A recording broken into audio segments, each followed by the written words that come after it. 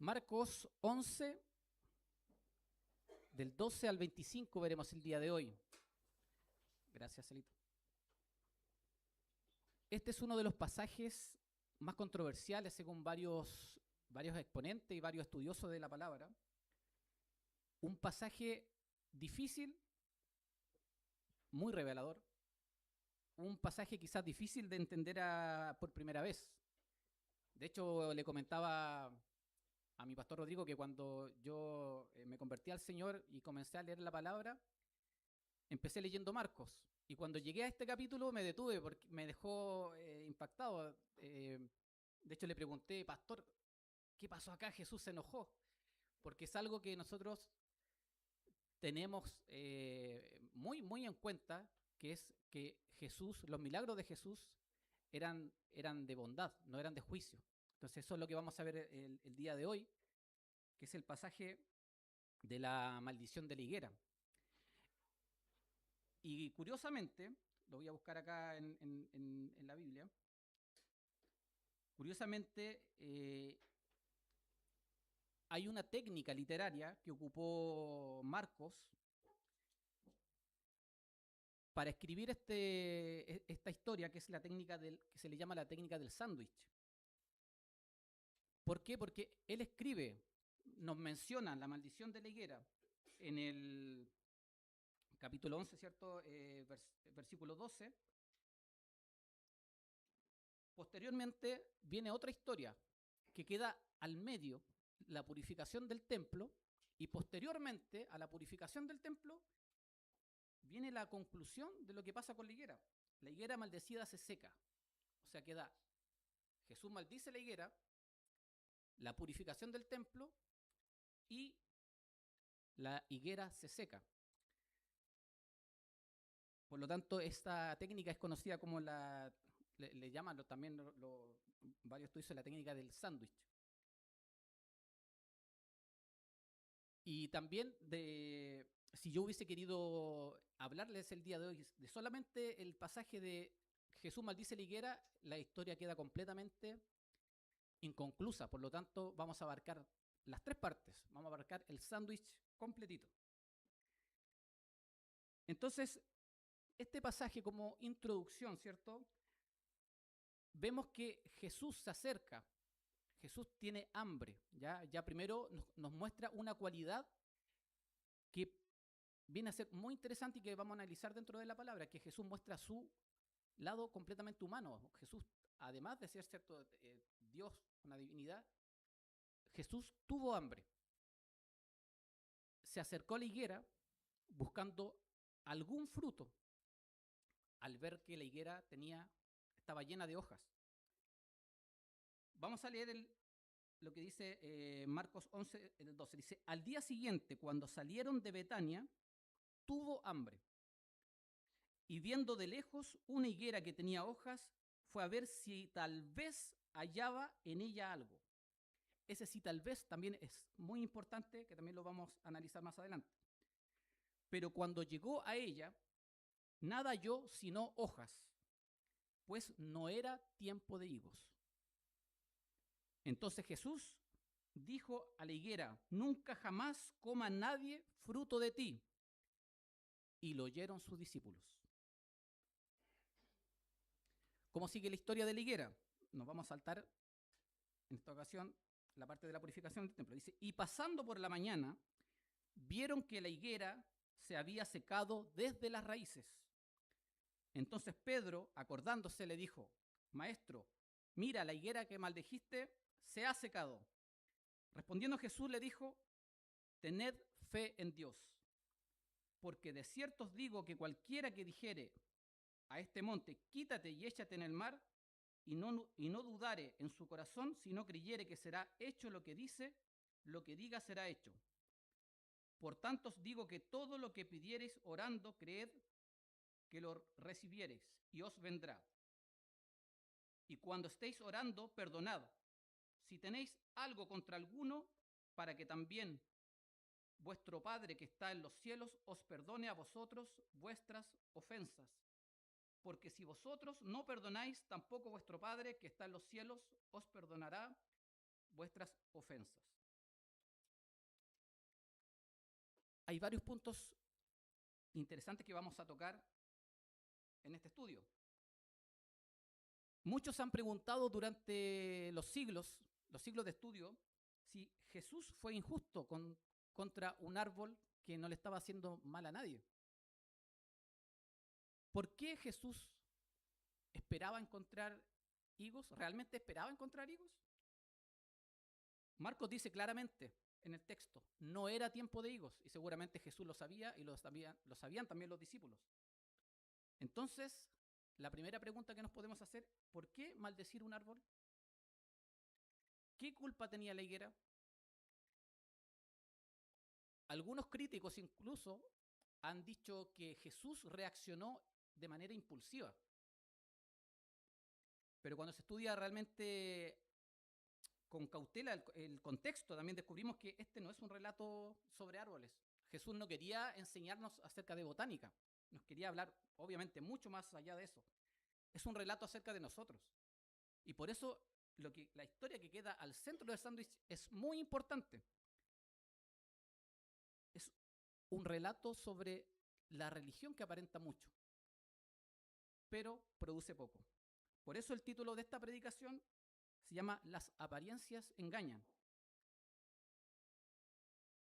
También se dice que es el único milagro que hizo Jesucristo enfocado en un juicio, porque durante todo su ministerio Jesús realizó milagros para bendecir. Abrió ojos, levantó paralíticos, multiplicó panes, calmó tormentas, resucitó muertos, sanó enfermos. Todos sus milagros tenían un carácter restaurador. Sin embargo, aquí ocurre algo completamente distinto. Jesús no sana. Jesús juzga, de alguna manera, al árbol. Y hay muchos comentaristas, entre ellos John MacArthur, en que coinciden que este es el único milagro de juicio realizado públicamente por Cristo durante su ministerio terrenal. Aquí hay que entender algo. Jesús no perdió el control. No tuvo un ataque de ira, como pudiese parecer, y como también a mí me pareció la primera vez que leí este pasaje. No descargó su frustración contra un árbol. Está exactamente lo que hacían los profetas del Antiguo Testamento, que era entregarnos una parábola viviente, una enseñanza viviente. Por ejemplo, tenemos el caso de Jeremías 19, dice, Jeremías rompió un cántaro para anunciar el juicio de Dios. Ezequiel construyó una ciudad en miniatura y la sitió para representar el juicio sobre Jerusalén, en Ezequiel 4. Oseas se casó con una mujer infiel para ilustrar la infidelidad de Israel, en Oseas 1. Por eso los profetas muchas veces predicaban con acciones. En este caso Jesús hace exactamente lo mismo. La higuera se convierte en su parábola viviente. Insisto, no nos quería enseñar de botánica ni enseñar de agricultura. Está revelando el verdadero estado espiritual de Israel, que viene después en el pasaje que queda central a esta historia. Y por extensión, el de cualquier creyente de la iglesia de ese momento, y por qué no decir de la iglesia actual, que vive de apariencias. Vamos a un contexto histórico. ¿En qué momento nos encontramos de la historia?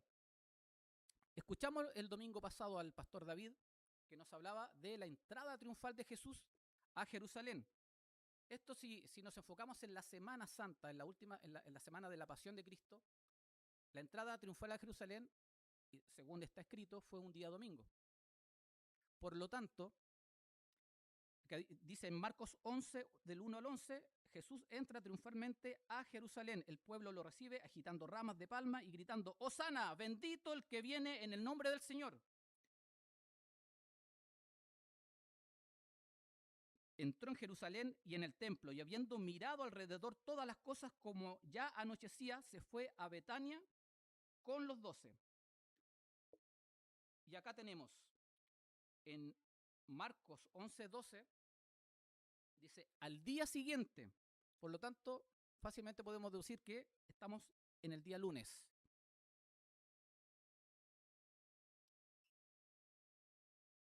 Cuando Jesús entra a Jerusalén, de cierta manera hubo muchos ciudadanos que quedaron un poco decepcionados de lo que ellos, del Mesías que ellos querían ver. ¿A quién se esperaban con esta entrada triunfal? Esperaban un poco el símil a cuando David entró, ¿cierto?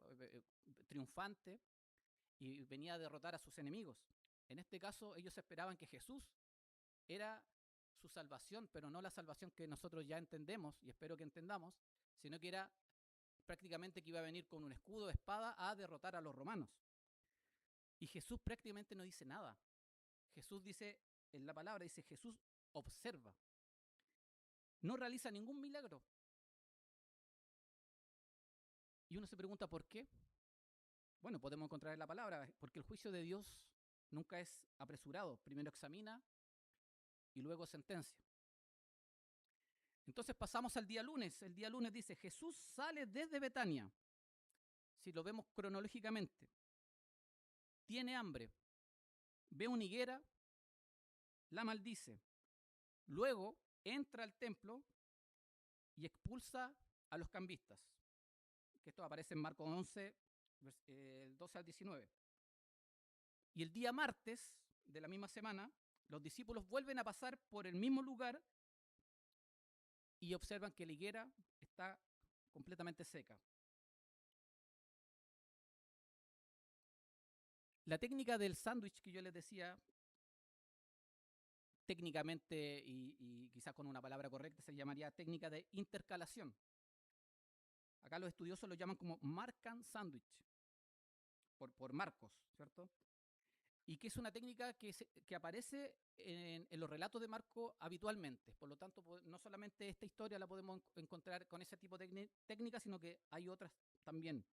Entonces, la estructura de este sándwich es la siguiente: la higuera es maldecida.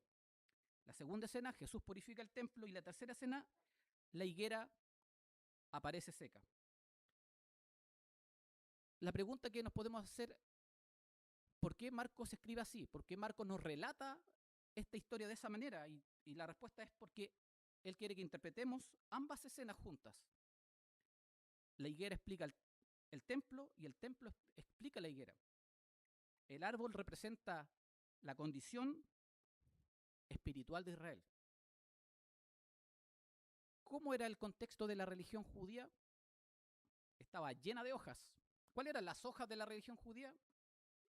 Templo, sacerdotes, sacrificios, fiestas, ceremonias, tradiciones. Pero cuando el Mesías vino buscando algún fruto de este árbol de la religión, encontró solamente sus hojas. También vamos a irnos a tocar un poquito el contexto de lo que es una higuera en la Biblia. La higuera es un árbol importantísimo y ocupa un lugar muy especial en la Biblia. Era uno de los árboles más comunes en el territorio palestino, junto con la vid y con el olivo. Y representaba la prosperidad y la bendición de Dios. Hay varios pasajes donde aparece escrito de la higuera. Por ejemplo, en Primera de Reyes 4:25 dice, y Judá e Israel vivían seguros, cada uno debajo de su vid y debajo de su higuera. La expresión sentarse debajo de la higuera era sinónimo de paz, seguridad y prosperidad. Pero también llegó a representar al pueblo de Israel. En Oseas 9:10 dice, como la fruta temprana de la higuera en sus principios, vi a vuestros padres. Dios compara a Israel con una higuera. Y más adelante, cuando se anuncia juicio, utiliza la misma imagen en Jeremías 8:13. Dice, los cortaré del todo, dice Jehová. No quedarán uvas en la vid, ni higos en la higuera, y se caerá la hoja. Jeremías menciona fruto, menciona la hoja. Exactamente igual que Marcos. Y obviamente eso no es casualidad. También tenemos que entender algo que Marcos nos dice. No era tiempo de higos. Entonces, una pregunta importante es ¿por qué Jesús esperaba encontrar higos si no era tiempo de higos? Entonces ahí es importante conocer quizá un poquito de botánica para nosotros entender el contexto.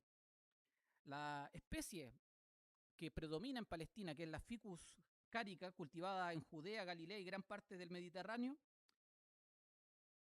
no todas producen exactamente igual. Dice, en regiones más frías, distintas, el ciclo puede variar. Algunas producen una sola cosecha anual y otras, especialmente en climas mediterráneos, producen una cosecha temprana, como era en este caso, y luego una cosecha principal de higos. En Judea, una higuera saludable comenzaba a desarrollar pequeños frutos antes o al mismo tiempo que el follaje abundante. O sea, si tenía hojas, tenía que tener al menos el fruto temprano, que eran las brevas.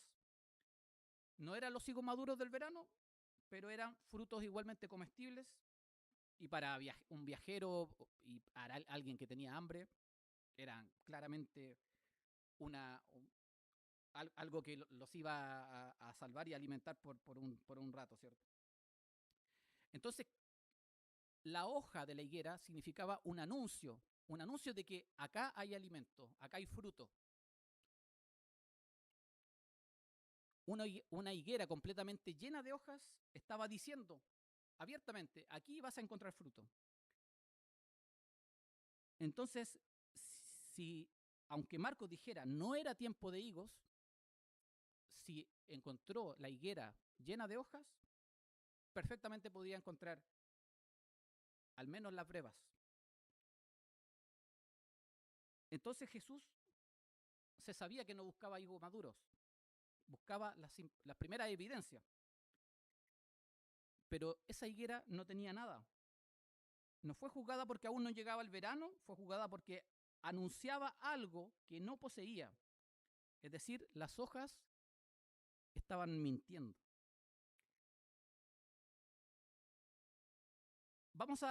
Voy a compararlo con otro relato de la Biblia que tienen dos perspectivas del mismo hecho. En Mateo 21, 18, 19, se lo leo yo, dice, por la mañana, volviendo a la ciudad, tuvo hambre, y viendo una higuera cerca del camino, vino a ella, y no halló nada en ellas, sino hojas solamente.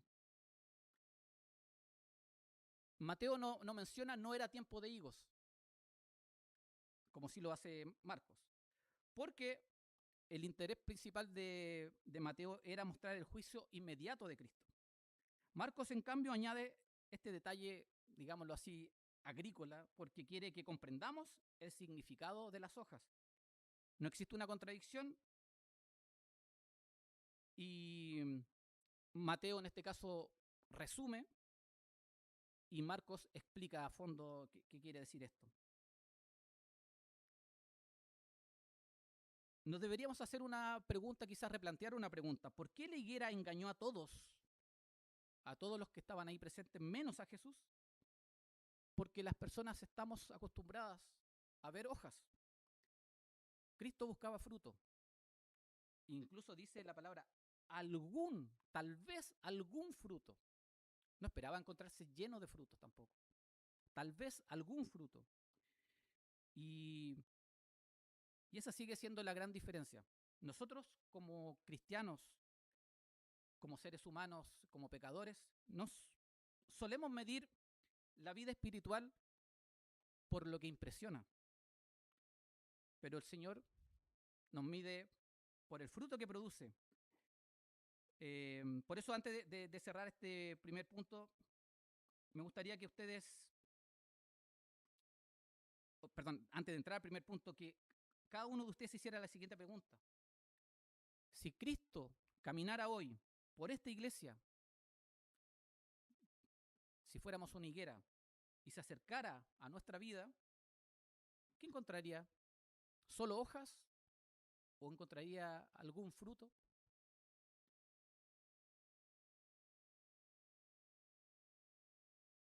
Por eso el primer punto lo puse,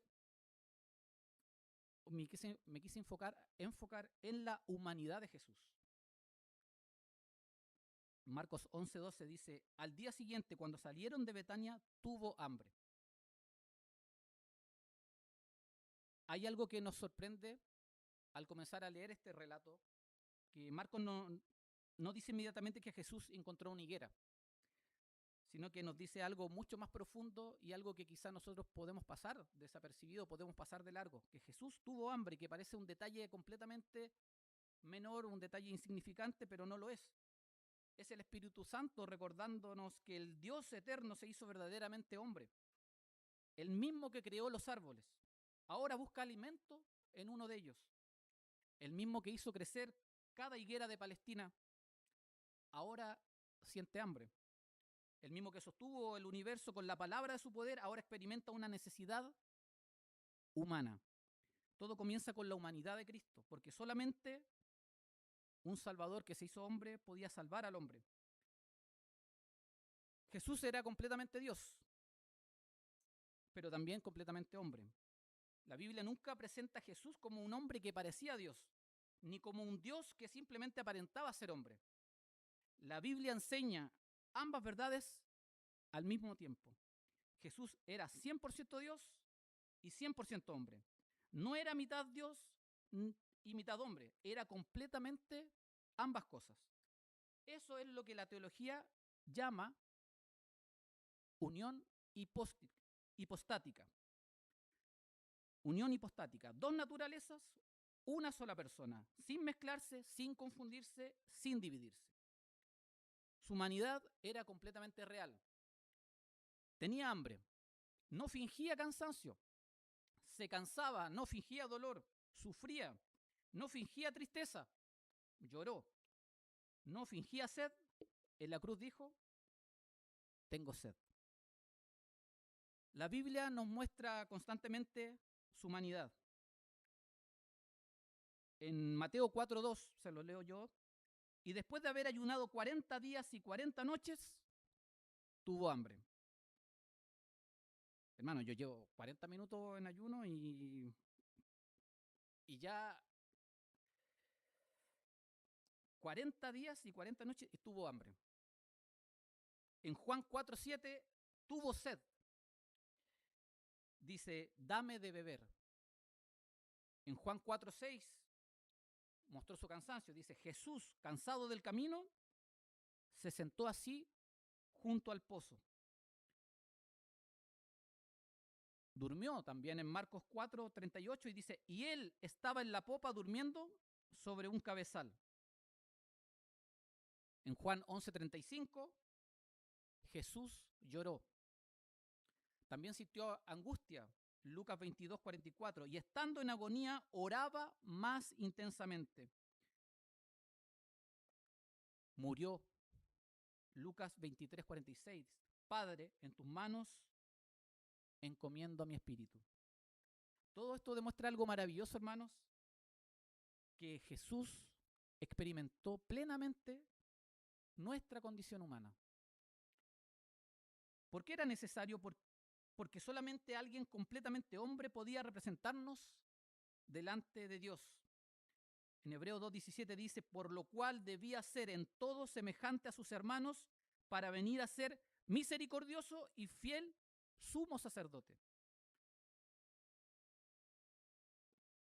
Veamos de nuevo lo que acabo de decir. Dice, en todo semejante, por lo cual debía ser en todo semejante a sus hermanos para venir a ser misericordioso y fiel sumo sacerdote. Nos dicen casi todo. Dice en todo, excepto en una cosa, hermanos, en el pecado. En Hebreos responde nuestra necesidad. En Hebreos 4:15 dice, porque no tenemos un sumo sacerdote que no pueda compadecerse de nuestras debilidades, sino uno que fue tentado en todo según nuestra semejanza, pero sin pecado. Eso es un verdadero consuelo para todos nosotros. Cuando tú tienes hambre, cuando necesitas alimento, el Señor te entiende, porque Él pasó lo mismo. Cuando estás cansado, Él te entiende, pasó exactamente lo mismo. Cuando lloras, te entiende.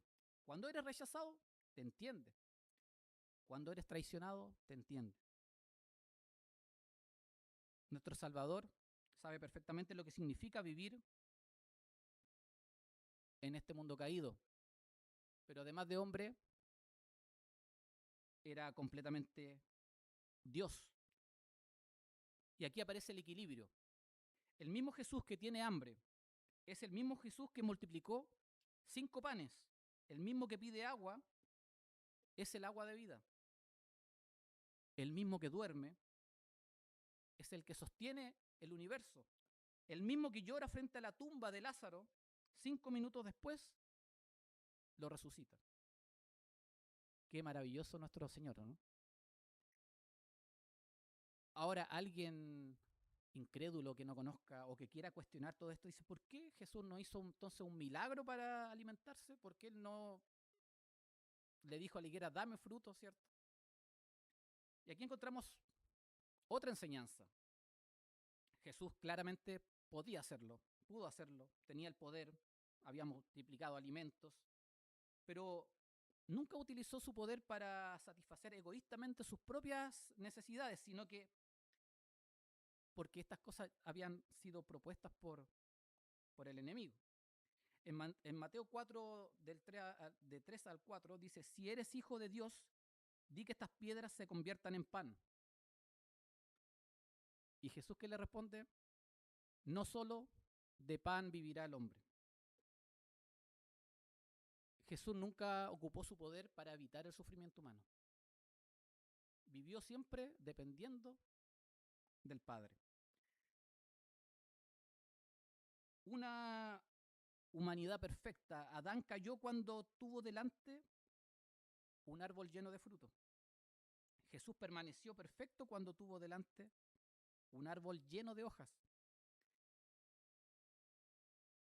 Adán con Eva obviamente tomaron lo que no debían, pero la segunda parte de Adán obedeció ya perfectamente. En Romanos 5:19 dice, porque así como la desobediencia de un hombre, los muchos fueron constituidos pecadores, así también por la obediencia de uno, los muchos serán constituidos justos. ¿Por qué Marcos menciona el hambre? Porque quiere mostrarnos y quiere que entendamos algo. El hambre de Jesús no fue un accidente, fue el comienzo de una gran lección. Cristo tenía un hambre física, pero al mismo tiempo estaba revelando el hambre espiritual de Israel. Y Jesús buscó alimento y no encontró nada. Recordemos que el día anterior había entrado a Jerusalén. ¿Y qué encontró en Jerusalén? En silencio vio un árbol lleno de hojas sin ningún fruto. Más tuvo decepción de ello. Así también Dios había buscado durante siglos justicia, misericordia, arrepentimiento, fe, y Jesús tampoco lo encontró. Acá tenemos un contraste entre Betania con Jerusalén. Marcos nos dice que Jesús salió de Betania. Betania, para también algunos estudiosos, significa casa de los higos, que viene a este pasaje o a este estudio, pero súper bien. Según otros estudiosos dicen que se llama o significa casa de la aflicción. Por esta vez vamos a creerle a casa de los higos para que nos calce mejor con la historia. Y curiosamente, casa de los higos, Betania, es relacionado y asociado en la historia con la hospitalidad y la amistad. Pero Jesús camina hacia Jerusalén, una ciudad llena de religión, pero vacía de fruto. Y acá hay un contraste entre ambas ciudades. En Betania Jesús era amado, en Jerusalén sería rechazado. En Betania encontraba amistad, en Jerusalén encontraría hipocresía. En Betania compartía la mesa con María, Marta y Lázaro. En Jerusalén vería un templo convertido en un mercado. Muchas veces Dios encuentra más fruto en una casa sencilla que en un sistema religioso impresionante.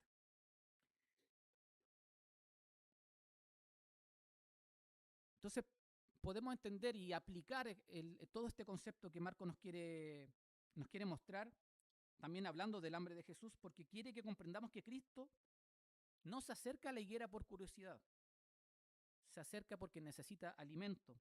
Y aquí hay una enseñanza para toda la iglesia. El fruto siempre existe para alimentar a otros. Una higuera no se come sus higos, ¿cierto? Una higuera produce sus higos para alimentar a otros. Para el viajero, para el hambriento, para quien pasa por el camino, así también para el creyente. Y el fruto del Espíritu nunca fue dado para admirarnos, fue dado para bendecir a otros. Tu paciencia alimenta a tu familia. Tu amor fortalece la iglesia. Tu mansedumbre evita conflictos. Tu bondad consuela al necesitado. Tu dominio propio protege tu testimonio. El fruto siempre beneficia a alguien más. Por eso Jesús tenía hambre. Porque el fruto existe para satisfacer el hambre de otros. Y aquí encontramos una advertencia para quienes servimos en una iglesia, en una congregación. Podemos sentirnos ocupados, completamente ocupados, sirviendo en la iglesia, creando hojas, llenándonos de hojas. Y nos estamos olvidando de alimentar a personas que tienen hambre. El mismo sermón puede estar muy bien preparado, pero si no conduce a Cristo, no alimenta. Una alabanza puede estar perfectamente bien ejecutada, perfectamente bien cantada, pero no alimentar absolutamente a nadie. Los ministerios pueden funcionar perfectamente bien, pero si no produce discípulos, no alimenta. Por eso Jesús no buscó hojas, sino que buscó alimento, buscó frutos. Y esa sigue siendo la misión también de la iglesia. El Creador tuvo hambre para mostrarnos el hambre espiritual de una nación. Jesús no se acercó a la higuera para admirarla, se acercó porque esperaba encontrar alimento. El fruto verdadero nunca existe para exhibirse, existe para alimentar. La humanidad de Cristo nos recuerda que el Dios que nos juzga es también el Salvador que conoce nuestras debilidades. Terminando este punto, hermanos, les dejo algunas preguntas que me gustaría que podamos hacernos todos. ¿Mi vida alimenta espiritualmente a quienes me rodean? ¿Mi familia encuentra fruto cuando se acerca a mí? ¿Mis hijos ven en mí el carácter de Cristo? ¿Las personas que sirvo reciben alimento espiritual o solamente ven la actividad, el servicio? ¿Estoy produciendo fruto para bendecir a otros? ¿O estoy produciendo solamente hojas para impresionarlos a todos?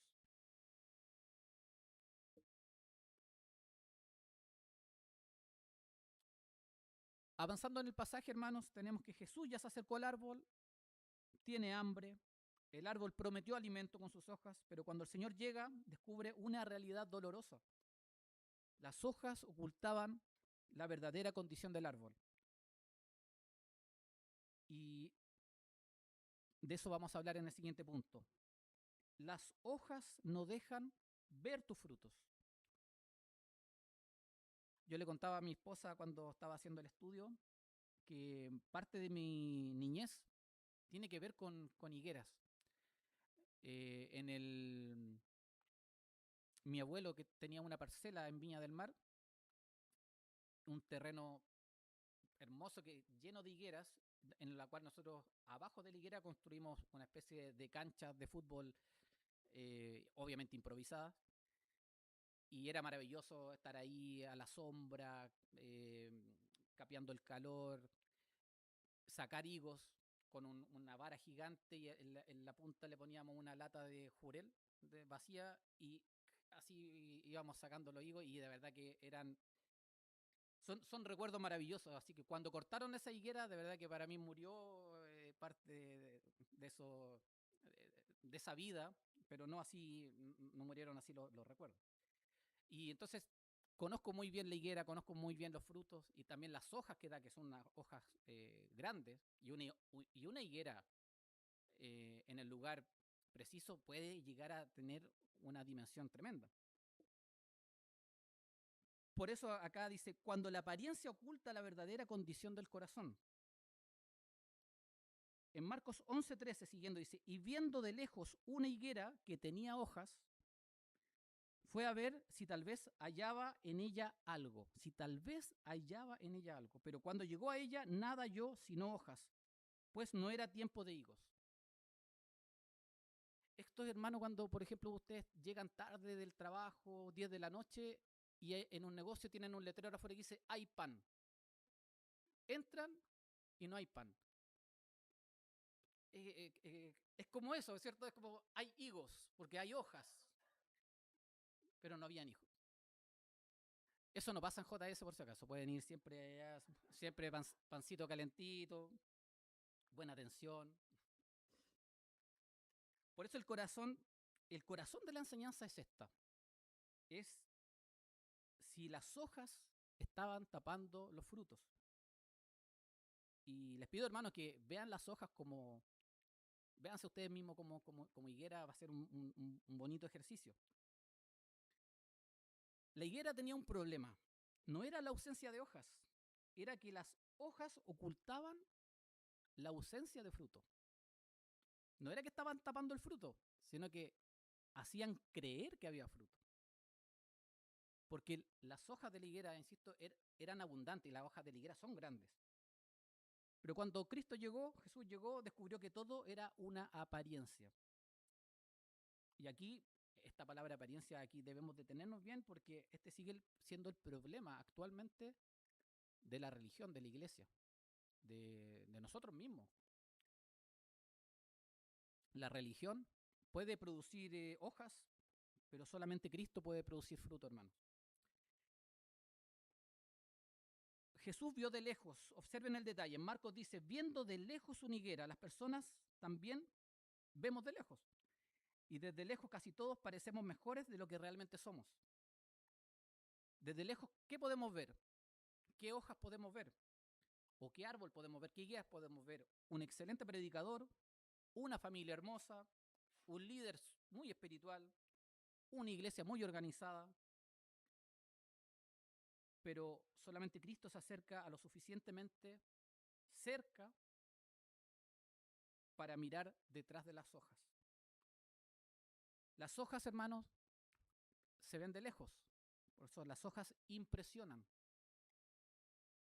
más el fruto es el que alimenta. Las hojas producen admiración, el fruto produce vida. Las hojas hablan de la apariencia, el fruto habla de la transformación. Las hojas son visibles, el fruto muchas veces permanece escondido hasta que alguien se acerca. Y Cristo siempre se acerca. Jesús no estaba buscando hojas. Dice, yéndonos al detalle del versículo, fue a ver si tal vez hallaba en ella algo. Jesús tenía hambre, no buscaba belleza, buscaba alimento.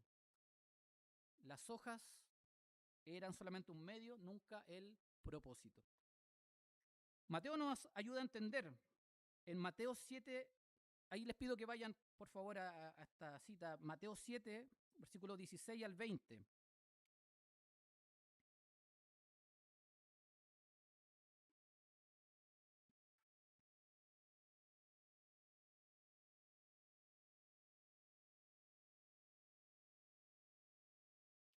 Y aquí uno se da cuenta de lo maravilloso que es la palabra, porque podemos encontrar en otras historias, en otra enseñanza, algo que viene completamente a este estudio.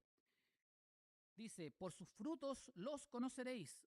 ¿Acaso se recogen uvas de los espinos o higos de los abrojos? Así, todo buen árbol da buenos frutos, pero el árbol malo da frutos malos. Así que por sus frutos los conoceréis. Entendamos que tampoco nos está dando una clase de botánica ni de agricultura, ¿cierto? Jesús no dijo, por sus hojas los conoceréis, ni dijo, por el tamaño del árbol los conoceréis, ni dijo, por la sombra que produce el árbol los conoceréis.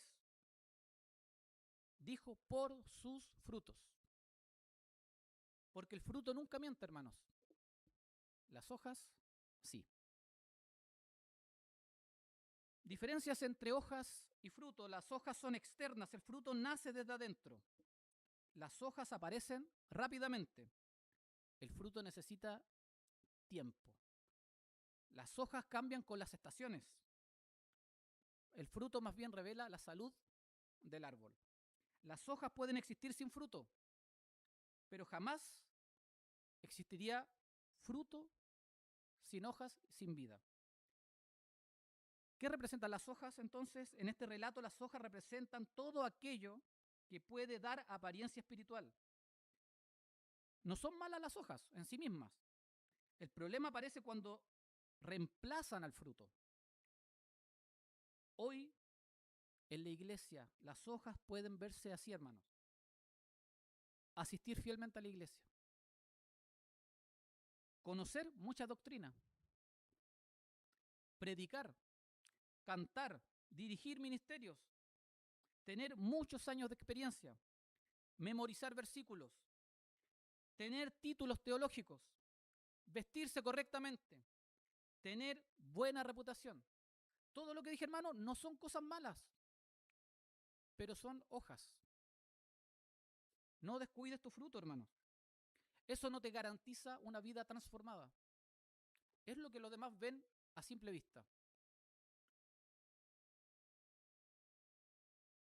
Por eso existe el peligro, con todo este listado que di, y que pueden haber muchas otras cosas más, de confundir las hojas con el fruto. Y ese es uno de los grandes peligros del cristianismo. Podemos confundir la actividad de una iglesia con la espiritualidad. Podemos confundir el servicio con santidad. El conocimiento teológico, conocimiento de Biblia, con obediencia. Experiencia, años de ser cristiano, confundirlo con madurez. Popularidad con aprobación divina. Antigüedad con semejanza a Cristo. Jesús, volviendo al pasaje, encontró solamente hojas. Marco usa una expresión muy fuerte que dice, nada halló sino hojas. Nada halló sino hojas. No dice encontró pocos higos o higos secos, dice nada.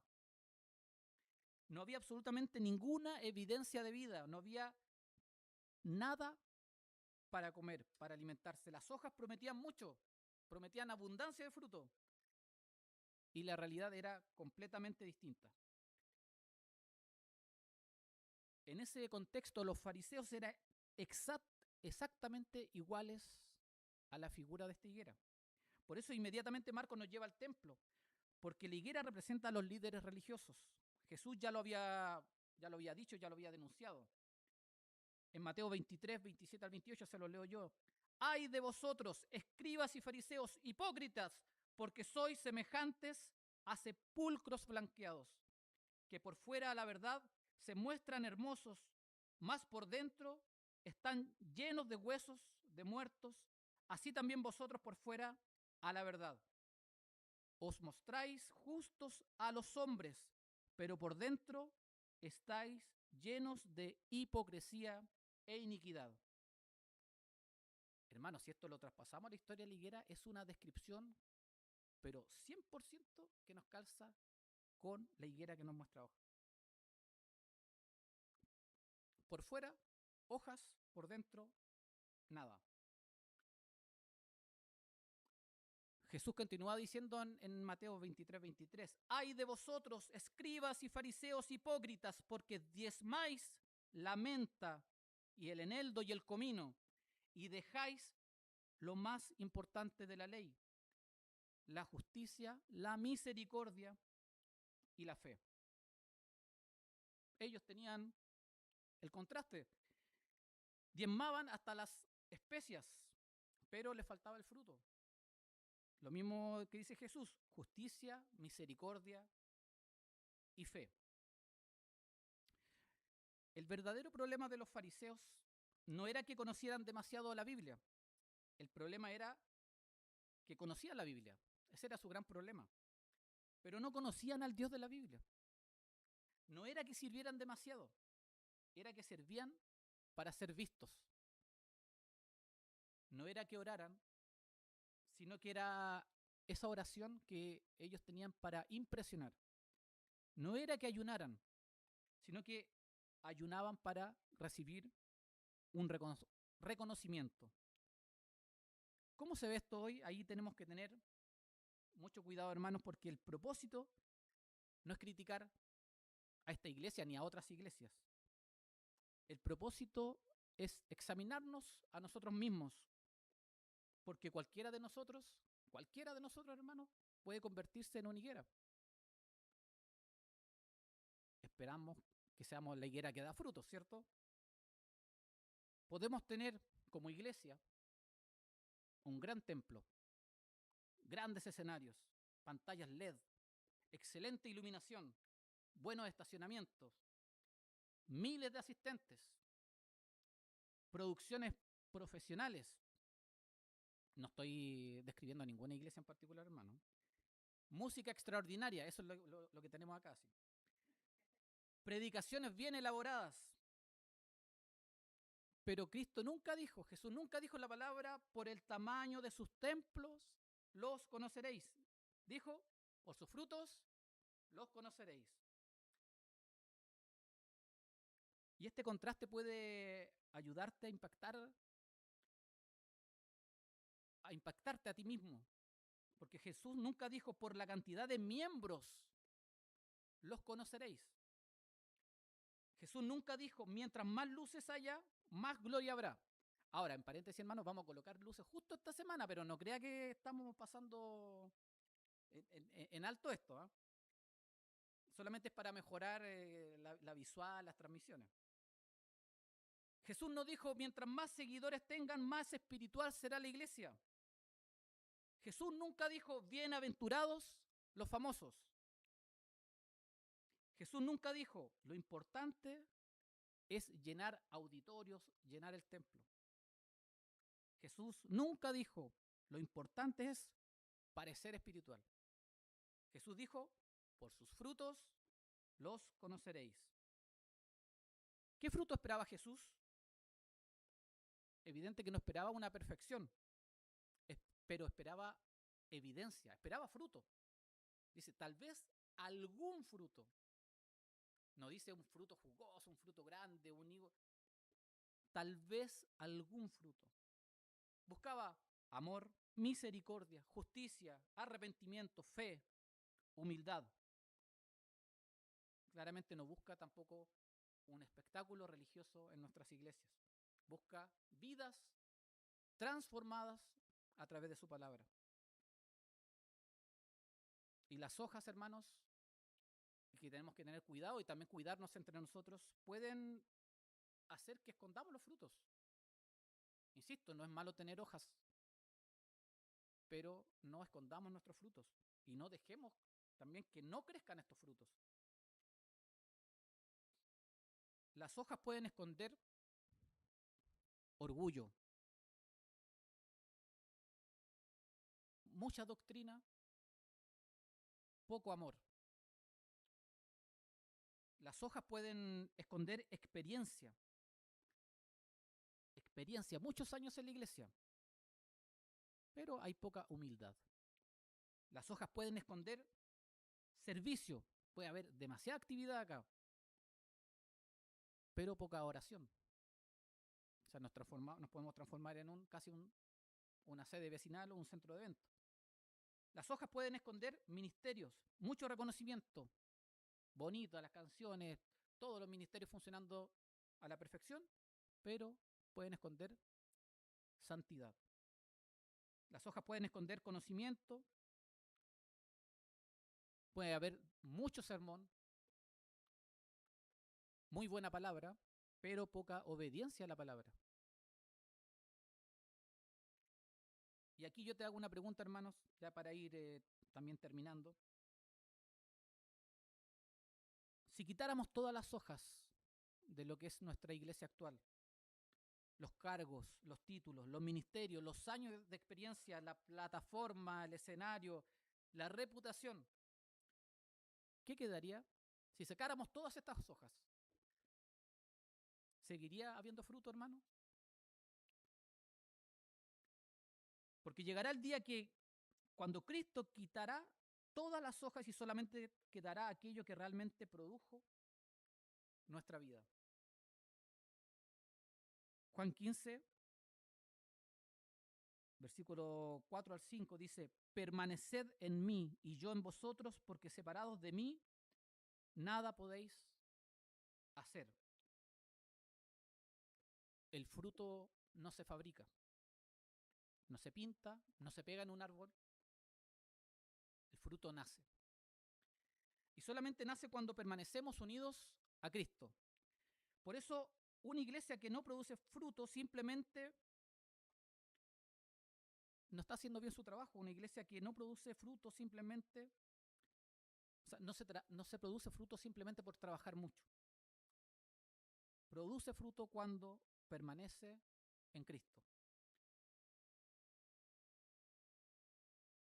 Una ilustración que encontré, un agricultor dijo una vez, nunca me preocupo por pintar los frutos de un árbol, me preocupo por la salud de la raíz. Eso mismo hace Dios. Nosotros intentamos mejorar las hojas, Dios trabaja desde la raíz. Por eso, hermanos, antes de mirar a otros, hagámonos un autoexamen. Debemos mirarnos a nosotros mismos. A nosotros mismos, pongámonos en un caso como pastor, como diácono, como líder, como maestro, como músico, como servidor, como padre, como esposo, como esposa, como hijo, como creyente. ¿Estoy produciendo fruto o solamente estoy produciendo hojas? Y lo vamos a dejar ahí, hermanos, porque me queda como 2 horas más. No, lo vamos a dejar ahí, hermanos, así que les pido que se pongan de pie para que podamos orar y agradecer al Señor por este estudio.